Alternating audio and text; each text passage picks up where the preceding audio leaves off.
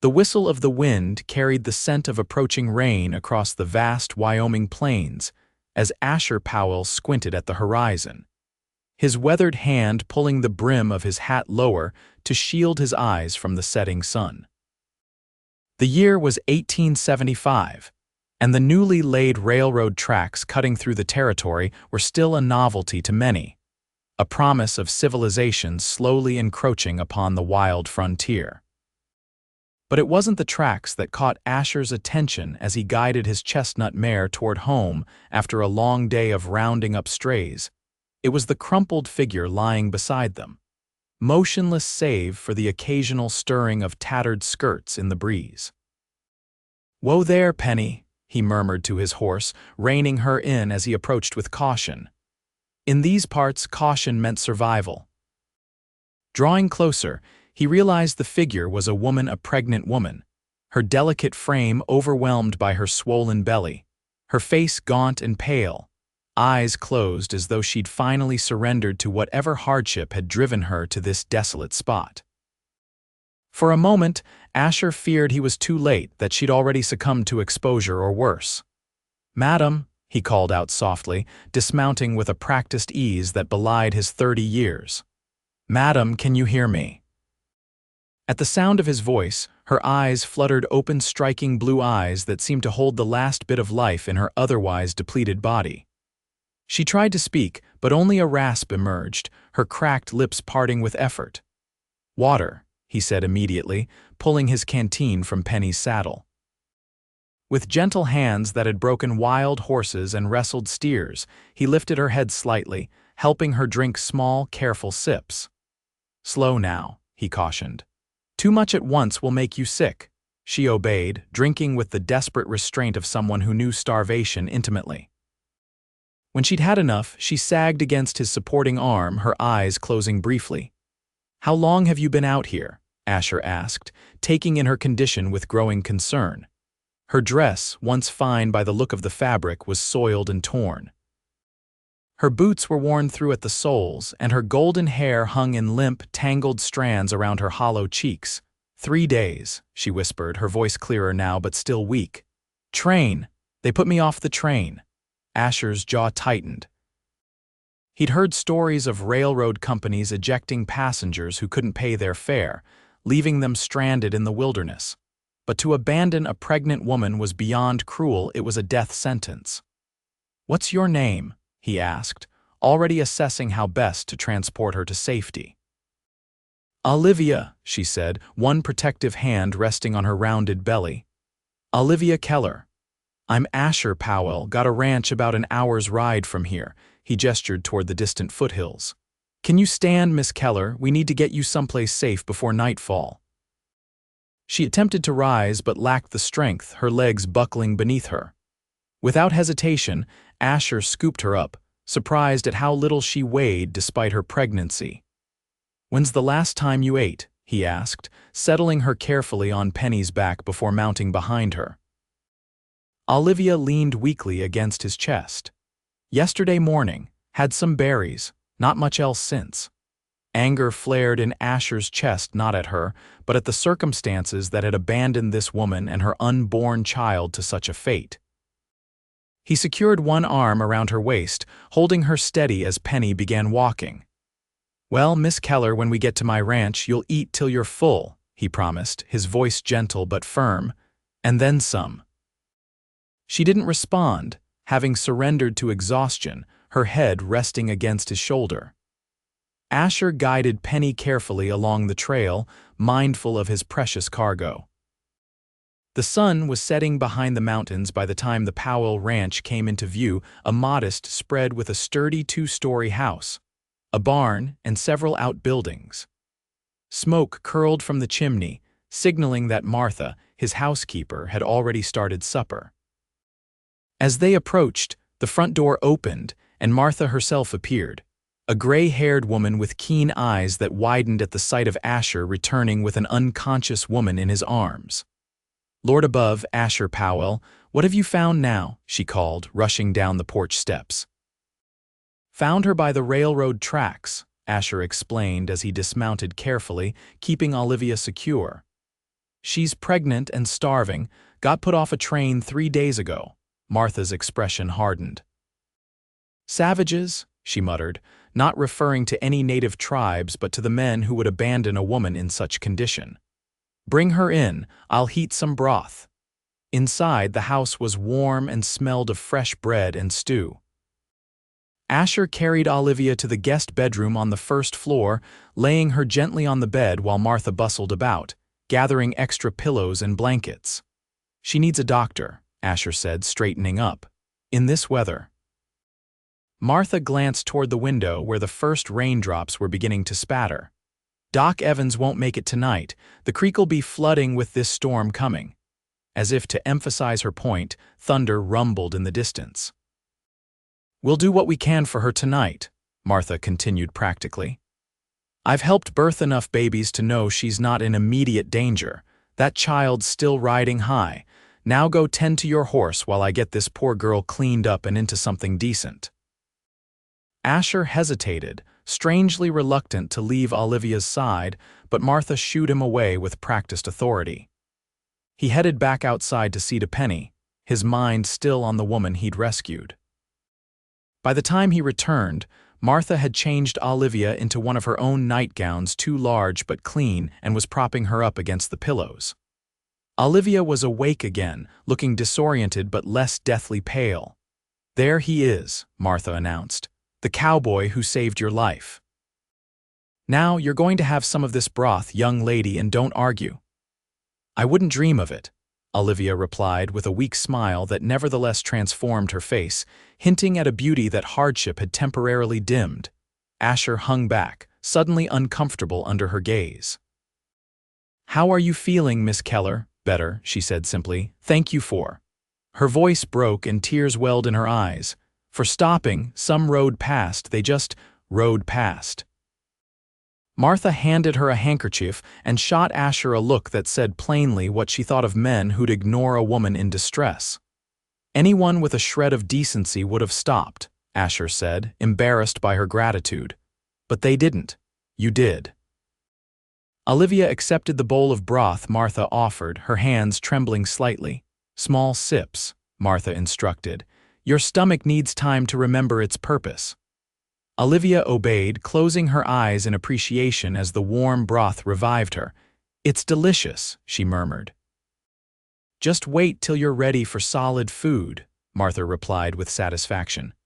Now I'll fetch you some more pillows for your back. That baby can't be making things comfortable. When Martha left the room, an awkward silence fell. Asher shifted his weight from one foot to the other, unsure what to say to the woman he'd brought into his home. How far along are you? He finally asked, nodding toward her belly. 7 months, I think, Olivia answered, setting aside the half-empty bowl. It's hard to be certain. Before Asher could respond, Martha returned with more pillows and a businesslike attitude. That's enough visiting for tonight, she declared. This young woman needs rest and you need supper, Asher Powell. You can continue your conversation in the morning. Recognizing the tone that brooked no argument, Asher nodded. We'll send for the doctor first thing, he promised Olivia. Get some rest, Miss Keller, you're safe here. The gratitude in her eyes followed him out of the room, a silent connection that left him feeling strangely protective of this stranger who'd entered his life so unexpectedly. Over supper, Martha filled the silence with practical concerns. We'll need to get her proper clothes. Mine are too big and yours are out of the question. I can alter some things temporarily. Asher nodded, pushing his stew around his plate distractedly. Did she say anything about family? Anyone we should notify? Martha's expression softened. She didn't volunteer much, and I didn't press. There's a story there, to be sure, and not a happy one from the look of her. No wedding ring, though that doesn't always tell the whole tale. Asher frowned. An unmarried pregnant woman traveling alone was unusual and in these parts would be the subject of gossip.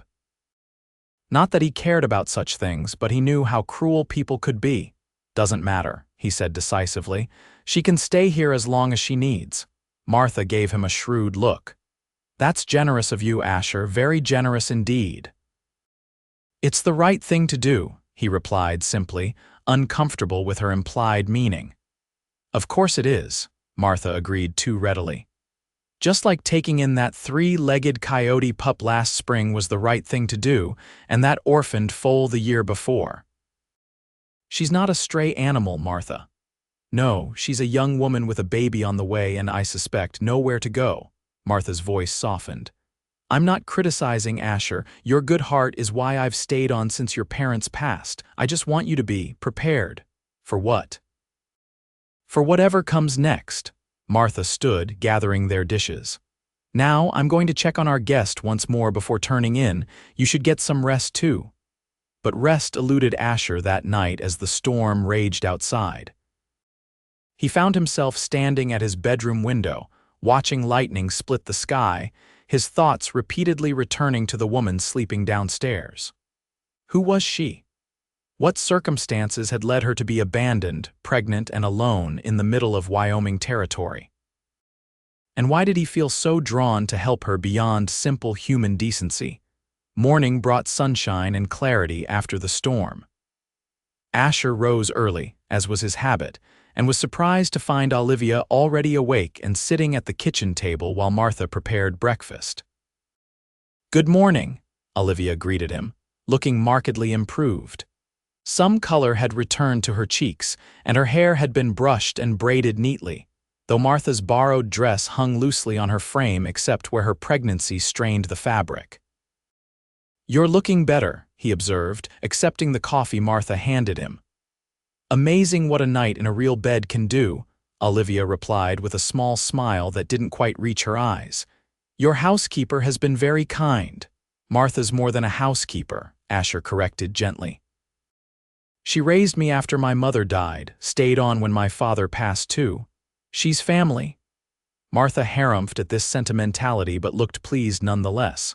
"Sit down and eat your breakfast, both of you. Ben should be back with Doc Evans before noon." Ben Whitaker was Asher's ranch hand, a reliable young man who'd ridden out at first light to fetch the doctor from town. Over breakfast, which Olivia ate slowly but with evident appreciation, Asher explained his plan. "Doc will check you over, make sure you and the baby are all right. Then you can rest here until—" He trailed off, realizing he didn't know what came next. "Until I impose on your hospitality even further," Olivia finished for him, a shadow crossing her face. "Mr. Powell, your kindness already exceeds anything I could have hoped for. I won't burden you any longer than necessary." "It's no burden," Asher insisted. "And please call me Asher. Mr. Powell was my father." "Then I'm Olivia," she replied, meeting his gaze directly. "And while I appreciate your generosity, I need to find work." I won't be dependent on charity," Martha snorted. "Child, you're in no condition to be seeking employment, not for a while yet." "I'm stronger than I look," Olivia argued, though her pallor belied her words. "I can cook, clean, so I was a teacher before." She stopped abruptly, looking down at her hands. Asher exchanged a glance with Martha. There was that untold story again, hovering just beneath the surface. "Our school closed last year when Miss Abernathy married the blacksmith in Riverton," Martha said slowly. "Town's been looking for a replacement, but no one wants to come out this far, not with the comforts of civilization back east." Olivia looked up, hope kindling in her eyes. "Are you saying there might be a teaching position available, eventually?" Martha hedged. "But not until after your baby comes. And even then, well, small towns can be particular about who teaches their children." The implication hung in the air. An unmarried mother would face scrutiny, if not outright rejection. Olivia's shoulders sagged slightly, but her chin remained determinedly high. "I understand. What Martha's trying to say," Asher interjected, "is that you have time to recover your strength before worrying about what comes next, and in the meantime, we could use some help around here." "Asher Powell, are you offering me employment?" Olivia asked, arching an eyebrow. "I suppose I am," he replied, surprising himself. "Martha's been saying for years she needs another pair of hands, especially with the bookkeeping. My figures are always a mess." "That's because you can't be bothered to record them properly," Martha muttered. "So you see, you'd be doing us a favor," Asher continued, warming to his improvised plan. We can convert the study into a bedroom for you, more permanent than the guest room. It's on the ground floor, which would be easier for you, and after the baby comes, well, we'll figure things out then. Olivia looked between them, her expression a mixture of suspicion and desperate hope. Why would you do this for a complete stranger? It was a fair question, and one Asher wasn't entirely sure how to answer. Something about this woman called to him made him want to protect her, to see her smile without shadows behind her eyes. Because no one should have to face hard times alone, he said finally. And because I believe people should help each other when they can. My father taught me that, Martha nodded approvingly. Henry Powell was a good man, would have done exactly the same. Olivia's eyes glistened with unshed tears. I don't know what to say yes, Asher suggested gently. At least until you're strong enough to decide what you really want. After a moment's hesitation, she nodded. Yes, thank you. The arrival of Dr. Evans brought a temporary end to their discussion. The doctor, a gruff but kind man in his 60s, examined Olivia thoroughly while Martha stood by as chaperone. Asher paced the porch, inexplicably anxious for news about two people who just yesterday had been strangers to him. When the doctor emerged, his expression was reassuringly calm. Mother and baby are doing remarkably well, considering, he informed Asher. She's suffering from exhaustion and malnutrition, but nothing that proper rest and regular meals won't cure. The baby seems active and well-positioned. Relief washed through Asher. So they'll be all right. With proper care, yes. Dr. Evans gave him a shrewd look. Martha says she's staying on here. She is, Asher confirmed, his tone brooking no argument. I've hired her to help with the accounts and such. Dr. Evans nodded, seeming to accept this explanation. She'll need prenatal tonic, I've left some with Martha. And plenty of red meat, vegetables if you can get them, no heavy lifting or exertion. Of course, Asher agreed readily. And she'll need someone present when her time comes. Martha's experienced, but I'd prefer to be called if possible. The doctor packed his bag, adding casually, she's not wearing a wedding ring. It wasn't quite a question, but the implication was clear. Her personal circumstances are her own business, Asher replied firmly. Mine too, since she's under my roof. Dr. Evans raised his hands in surrender. No judgment from me, Powell, just noting what others will certainly observe. Small towns run on gossip, as you well know. Let them talk, Asher said dismissively. I appreciate your discretion, Doc. After the doctor left, with a promise to return in 2 weeks to check on Olivia's progress, Asher found himself strangely reluctant to go back inside. He busied himself with ranch chores, giving Olivia space to settle into her temporary home without his awkward presence. It was nearly dusk when he finally returned to the house, drawn by the smell of Martha's cooking and, he had to admit, the desire to see how Olivia was faring. He found her in the kitchen, seated at the table with a ledger open before her. Martha showed me your accounts, she said by way of greeting, a hint of amusement in her voice. You weren't exaggerating about needing help. Asher rubbed the back of his neck sheepishly. Numbers were never my strong suit, clearly. She turned the ledger toward him. You've been undercharging the Henderson Ranch for cattle feed for 3 months. He leaned over to examine the neat columns she'd rewritten, impressed despite himself. You figured all that out in one afternoon. I was good with figures even before I became a teacher, she replied, a flicker of pride crossing her face. It's actually quite relaxing, putting everything in its proper place. Martha, who was kneading dough at the counter, snorted. Relaxing, she says. If that's your idea of enjoyment, you're welcome to take over permanently.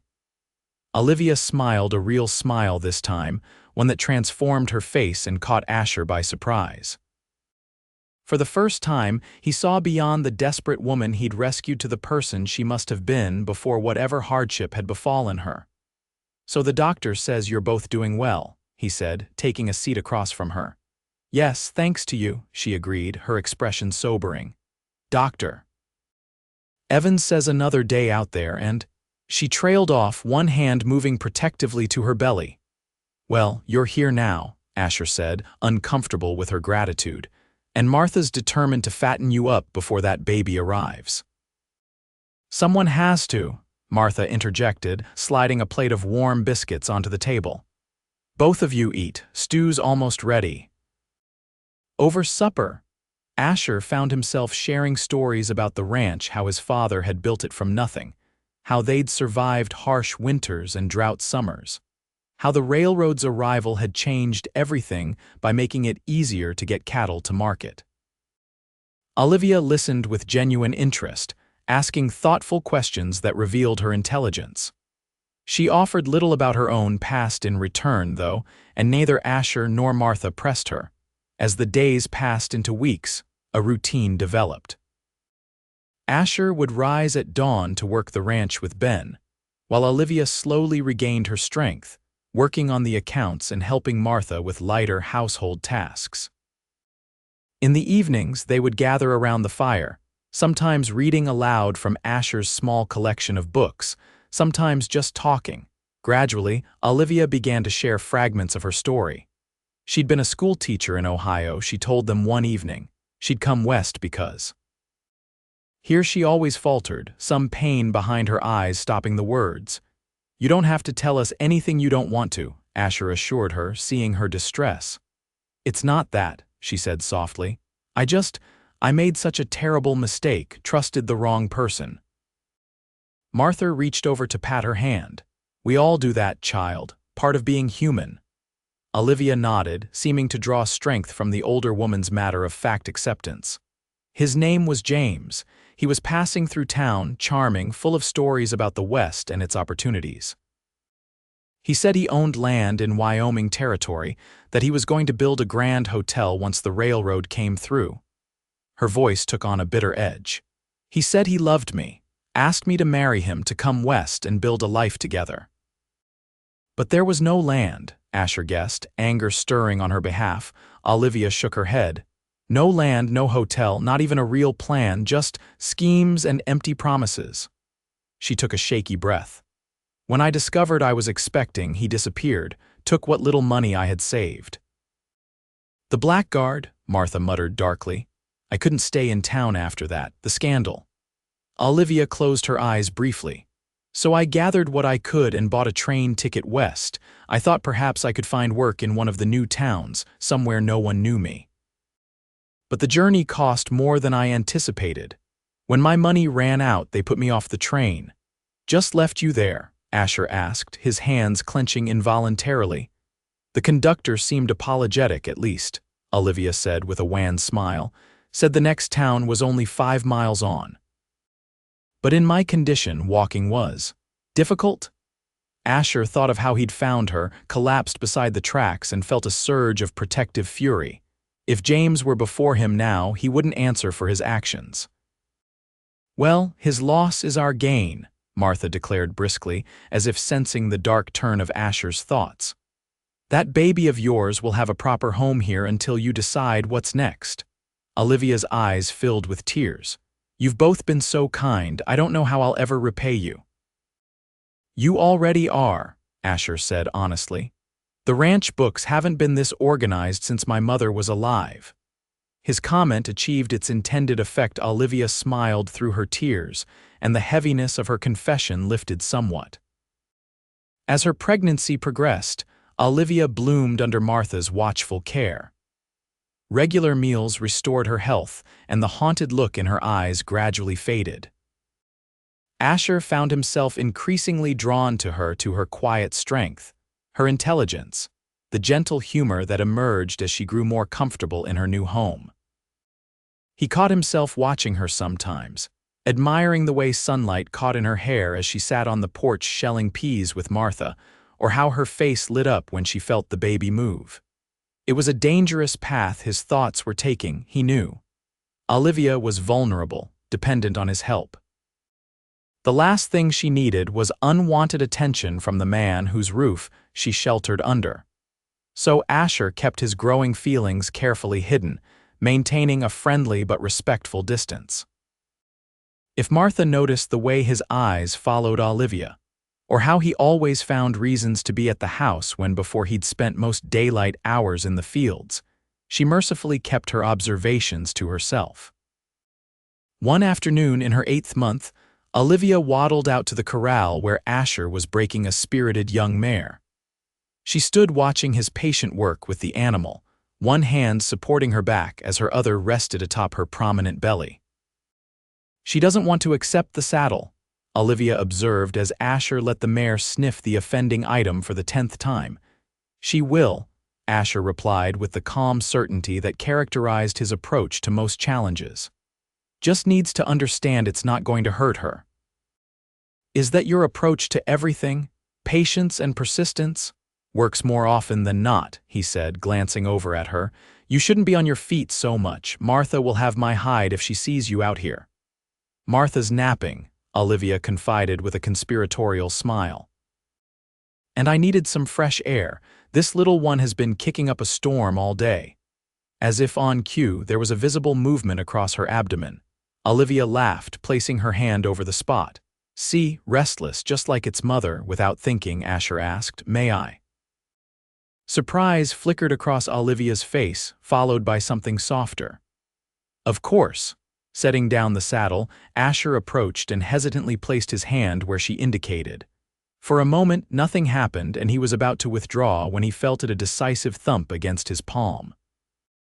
"Whoa," he breathed, genuinely amazed. "That's some kick." "Tell me about it," Olivia grimaced. "My ribs are thoroughly acquainted with those little feet." Asher suddenly realized how close they were, standing close enough that he could see the faint dusting of freckles across her nose, smell the lavender soap Martha made. Their eyes met, and something passed between them, an unspoken current of connection that made his heart race. The moment was broken by the mare snorting and stamping impatiently behind him. Asher stepped back, clearing his throat. "I should get back to work." "Yes, of course," Olivia agreed quickly, her cheeks flushing. "And I told Martha I'd start dinner." She hurried away as quickly as her condition allowed, leaving Asher staring after her, his hand still warm from where it had rested against her belly, feeling the life within her.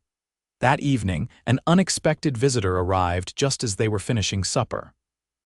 Sheriff Tom Wallace, a stocky man with a handlebar mustache who'd been friends with Asher's father, appeared at the door with an apologetic expression. "Evening, Asher, Martha," he greeted, nodding to each before his eyes settled on Olivia with undisguised curiosity. "Madam." "Sheriff Wallace, this is Olivia Keller," Asher introduced her, noting the way Wallace's gaze lingered on her obvious pregnancy. "She's helping with the ranch accounts." "Pleased to meet you, Miss Keller," Wallace said politely before turning back to Asher. "Hate to interrupt your supper, but I need a word. Private, if you don't mind." Asher followed the sheriff onto the porch, closing the door behind them. "What's this about, Tom?" Wallace tugged at his mustache, a habit he had when uncomfortable. "Got a wire from Ohio today. Seems there's a man looking for a woman matching your guest's description. Pregnant, blonde, blue-eyed, name's Olivia Keller." Asher's body tensed instantly. "James?" Wallace's eyebrows rose. "You know about him, then?" "She told us what happened," Asher confirmed, his voice hardening. "He abandoned her, pregnant and penniless. What does he want now?" "Says he wants to make things right." Wallace sounded skeptical. "Claims they were engaged to be married, that there was a misunderstanding and he's been searching for her." "Misunderstanding," Asher repeated incredulously. "He stole her savings and left her to fend for herself." "That's between them," Wallace said cautiously. "Point is, he's asking if anyone's seen her. Offering a reward for information. Thought you should know since she's staying here." The implication was clear word would get out eventually in a town as small as theirs. "Is there a law that says she has to see him?" Asher demanded. "No law at all," Wallace assured him. "She's a free woman, can choose who she associates with." "Just thought you should be prepared in case he shows up." Asher nodded grimly. "Thanks for the warning, Tom, I appreciate it."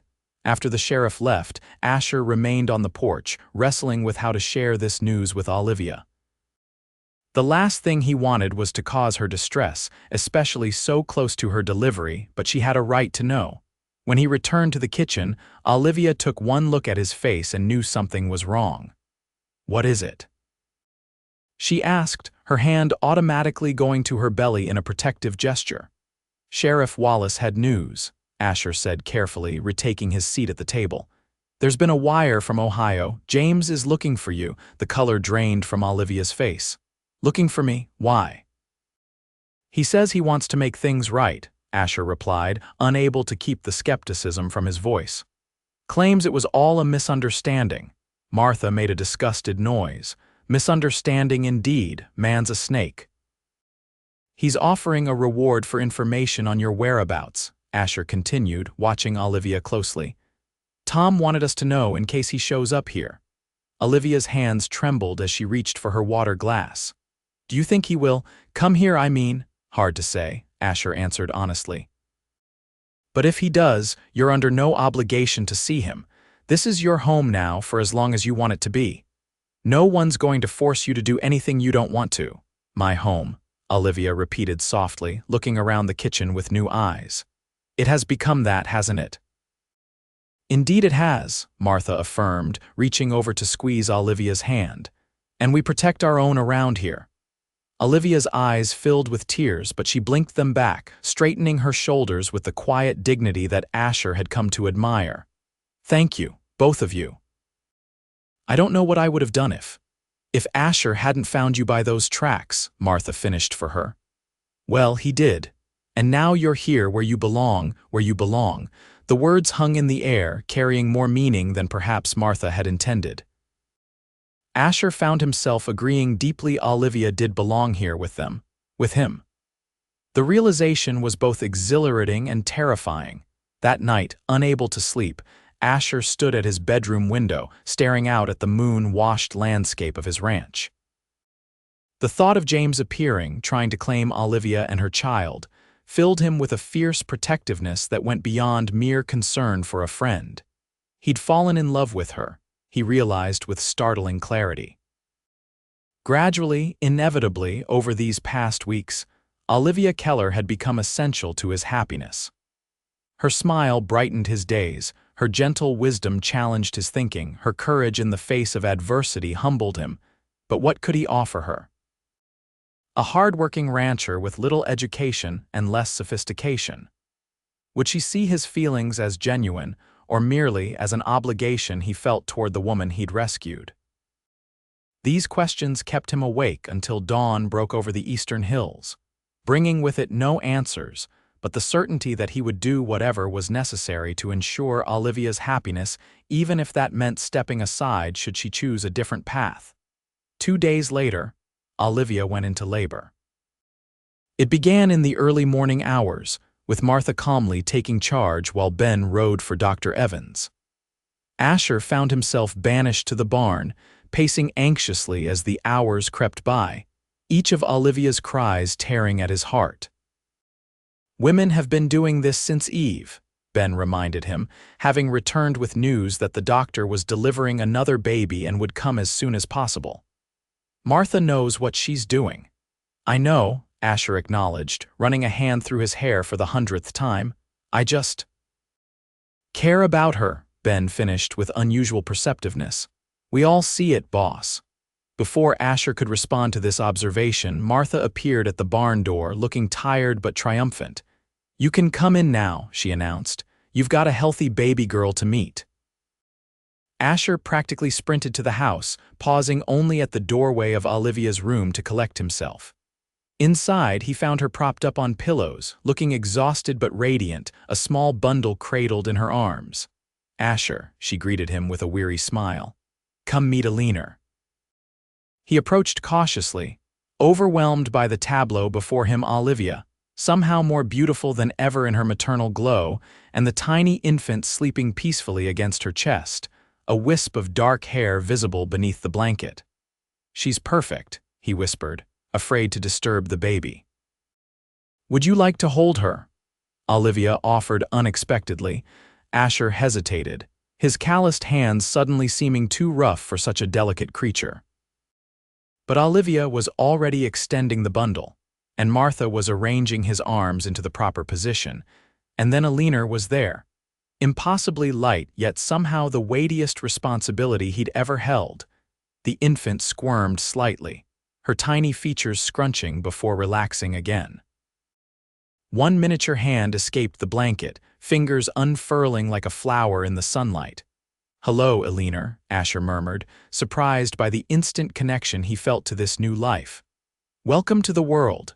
Looking up, he found Olivia watching them, something unreadable in her expression. "Thank you," she said softly. "For what?" "For everything. For stopping that day by the tracks, for bringing us home. For giving Alina a safe place to be born. Home." The word echoed in his heart, filling him with a yearning so intense it was almost painful. But before he could respond, there was a commotion from the front of the house, voices raised, footsteps approaching. Martha appeared in the doorway, her expression stormy. "Asher, there's a man here. Says his name is James Harrington. Says he's come for Olivia." Asher felt rather than saw Olivia stiffen, her face paling. Carefully, he handed Alina back to her mother, his movements deliberate as he marshaled his thoughts. "Do you want to see him?" he asked Olivia quietly. She clutched her daughter closer, conflict evident in her eyes. I don't know." "What does he want?" "Only one way to find out," Asher replied, though it cost him to say it. "But you don't have to face him alone. I'll be right there with you if you want." After a moment's hesitation, Olivia nodded. "Yes, I need to know why he's here, but not with Alina." "I don't want him near her." "I'll take the little one," Martha volunteered immediately. "You just say the word if you want him gone, Olivia. Asher and I will make sure of it."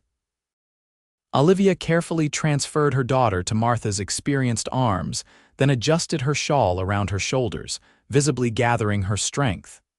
"I'm ready." Asher helped her to her feet, supporting her as they made their slow way to the parlor where James waited. The man who turned at their entrance was handsome in a flashy way, well-dressed, with pomaded hair and a self-assured smile that faltered momentarily at the sight of Olivia leaning on Asher's arm. "Livy," he exclaimed, stepping forward with arms outstretched. "Thank God I found you. I've been searching everywhere." Olivia stiffened but stood her ground. "Why?" The directness of her question seemed to surprise James. He lowered his arms, his expression shifting to one of contrition. "To apologize, of course, to make things right between us." "It's a little late for that," Olivia replied, her voice steadier than Asher had expected. James glanced at Asher with barely concealed hostility before returning his attention to Olivia. "Could we speak privately? This is between us, after all." "Anything you have to say, you can say in front of Asher," Olivia stated firmly. "He knows everything." A flash of calculation crossed James's face before he arranged his features into an expression of sincere regret. "I behaved abominably, Livy. I panicked when you told me about the baby. It was wrong of me to leave as I did to take your money. I've come to make amends." "How?" Olivia asked, skepticism evident in her voice. James smiled, producing a small velvet box from his pocket. "By honoring my promise to marry you, of course, to give our child a name." Asher felt as though he'd been punched in the stomach. This was exactly what he'd feared James returning, offering Olivia the legitimacy and security that Asher knew she valued. The proper family unit that society demanded, but Olivia didn't reach for the ring. Instead, she regarded James with a coolness that bordered on pity. "Our child already has a name, Alina Martha Keller, and she doesn't need your name to complete her." James's smile faltered. "Don't be hasty, Livy. Think about what you're saying. The child deserves a father." "She deserves someone who will love her unconditionally," Olivia countered. "Someone who won't abandon her when things get difficult, someone like Asher." At this, both men stared at her in surprise. "This Cowboy," James said incredulously, looking Asher up and down with undisguised contempt. "What can he offer you that I can't? I have prospects, connections. We could have a real future together." "I had a glimpse of that future when you left me stranded and penniless," Olivia replied, her voice gaining strength. "No, James, I don't trust you and I never will again. Please leave." James's face darkened. You can't be serious. You'd rather stay here in the middle of nowhere with him? He jabbed a finger toward Asher.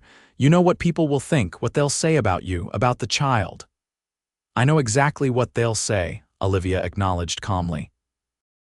They'll say I made a foolish mistake in trusting you, and they'll be right. But that mistake gave me a leaner, so I can't truly regret it. As for what they think of me staying here, I find I care less about their opinions than I once did.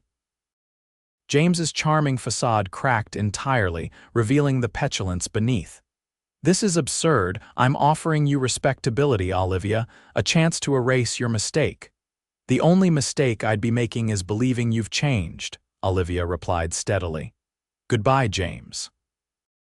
For a moment, it seemed James might argue further, but something in Olivia's resolute expression, or perhaps in Asher's increasingly threatening posture, made him reconsider.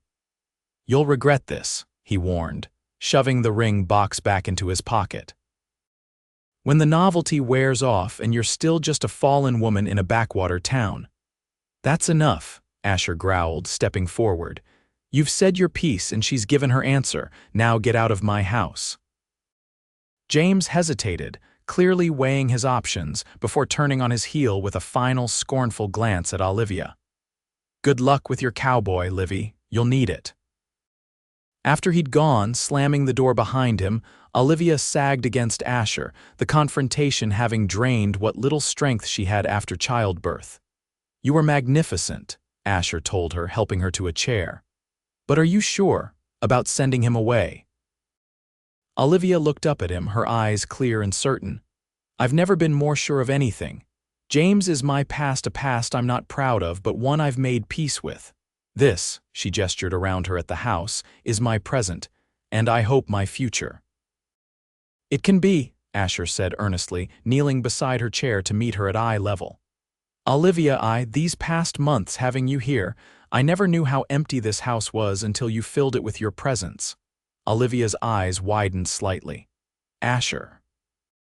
I love you, he confessed simply, the words he'd held back for so long finally breaking free. I think I started falling for you that very first day when you opened your eyes and looked at me from beside those tracks, and every day since, my feelings have only grown stronger. Oh, Asher, Olivia whispered, tears filling her eyes. I thought perhaps, but I was afraid to hope, afraid you were only being kind. It's far more than kindness, he assured her, taking her hands in his. I love you, Olivia Keller, you and Alina both. I want to build a life with you if you'll have me, not because you need my protection or my name, but because I believe we belong together. A tear slipped down Olivia's cheek as she squeezed his hands. We do belong together, the three of us. I've known it for some time now, but I was afraid to admit it, even to myself. Afraid to trust my own judgment after being so wrong about James. And now, Asher asked, hardly daring to hope. Now I know that what I feel for you is nothing like what I felt for him, Olivia said with quiet conviction. That was infatuation, a girl's romantic fantasy. This is deeper, stronger. This is real love built on respect and trust and shared experiences. She took a deep breath. I love you too, Asher Powell. Joy surged through him, bright and boundless. With gentle reverence, he leaned forward to kiss her their first kiss, soft and sweet and full of promise. When they parted, Olivia was smiling through her tears. Martha's going to say she knew all along. Martha probably did know, Asher chuckled. Not much gets past her. As if summoned by the mention of her name, Martha appeared in the doorway, Alina still nestled in her arms. Is that snake gone? She demanded without preamble. He's gone, Olivia confirmed. For good. Martha nodded in satisfaction. Good riddance. Now this little lady is getting hungry and you need to rest, Olivia. Doctor's orders. Asher stood, helping Olivia to her feet. Martha's right, we have all the time in the world to talk about our future. Our future, Olivia repeated, the words a happy affirmation as she reached for her daughter. I like the sound of that. 6 months later, on a crisp autumn day with the aspen trees turning gold on the hillsides, Asher and Olivia were married in the small white church in town. Alina, now a chubby, laughing infant, was an honorary member of the wedding party held by a proudly beaming Martha. The townspeople, who had initially raised eyebrows at the unmarried mother staying at the Powell ranch, had gradually come to accept Olivia partly due to Martha's fierce defense of her, partly because of Olivia's own quiet dignity, and largely because of the obvious devotion between her and Asher. When the circuit riding minister pronounced them husband and wife, Asher kissed his bride with a tenderness that brought tears to even the most skeptical eyes in the congregation. "Mrs. Powell," he murmured against her lips. "Mr. Powell," she returned with a radiant smile. At the reception held at the ranch afterward, Dr. Evans raised a toast to the couple. To Asher and Olivia, proof that sometimes the best journeys don't go according to plan, but still lead exactly where we're meant to be. Later, as twilight settled over the land and guests began to depart, Asher found Olivia on the porch, Alina sleeping peacefully in her arms. He wrapped his arms around them both, marveling at how perfectly they fit together. "Happy?" he asked, pressing a kiss to his wife's temple. "Completely," she assured him, leaning into his embrace. "I was thinking about that day by the tracks, how close I came to giving up if you hadn't come along when you did." "But I did," Asher reminded her gently. "And you're the strongest woman I know, Olivia Powell. You would have found a way with or without me." "Perhaps," she conceded, "but I'm infinitely grateful it was with you." She turned in his arms, careful not to disturb Alina. "Do you remember what you said to me that day when you first brought me here?" "That you'd eat till you're full," Asher recalled with a smile. Olivia nodded, her eyes luminous in the fading light. "You kept that promise, Asher. Not just with food, but with everything else, with kindness, with respect, with love. You filled all the empty places in my heart." "And you in mine," he responded, his voice husky with emotion. As the stars began to appear above them, the small family stood together on the porch of the home they shared, their future stretching before them like the vast Wyoming sky, boundless, beautiful, and full of promise. 2 years later, Alina, now a spirited toddler with her mother's blue eyes and a mop of dark curls, raced across the ranch yard, pursued by her laughing father. Olivia watched from the porch, one hand resting on her rounded belly where their second child grew. The Powell ranch had prospered under their joint care. Asher's practical knowledge of the land, combined with Olivia's meticulous bookkeeping, had expanded their operations significantly. They'd added a new wing to the house, built a proper schoolroom where Olivia taught Alina and the children from neighboring ranches, and hired additional hands to manage the growing herd. Martha, though she complained good-naturedly about the noise, doted on Alina and was eagerly anticipating the new arrival. "This one's a boy," she declared with the confidence of experience. "Mark my words." Asher finally caught his daughter, swinging her high in the air as she squealed with delight. "Got you, little rabbit." "Again, Papa, again," Alina demanded, her face alight with joy. Asher complied, his own expression matching his daughter's in its unabashed happiness. Watching them, Olivia felt a wave of gratitude so profound, it brought tears to her eyes. Gratitude for the man who had stopped that day by the railroad tracks, who had offered not just food to fill her empty stomach, but love to fill her wounded heart. As if sensing her thoughts, Asher looked up, meeting her gaze across the yard. The love that passed between them was almost tangible, a golden thread binding their lives together. "Come on, little rabbit," he told Alina, settling her on his shoulders. "Let's go see what Mama's thinking about so seriously." As they approached, Olivia wiped away a stray tear, smiling at her husband's questioning look. "Happy tears," she assured him. "I was just thinking about how far we've come." "From those railroad tracks to here," Asher nodded in understanding, setting Alina down to run to Martha, who was calling from the kitchen about freshly baked cookies. "Not just the distance," Olivia clarified, taking his hand and placing it on her belly where their second child kicked vigorously. "But from who we were to who we are now. Together." Asher pulled her close, his strong arms the same arms that had lifted her from despair that fateful day, now a sanctuary of security and love. "Together," he affirmed, sealing the promise with a kiss that spoke of a journey not just completed but continuing. A love not just found but nurtured and grown, as vast and enduring as the western sky above them.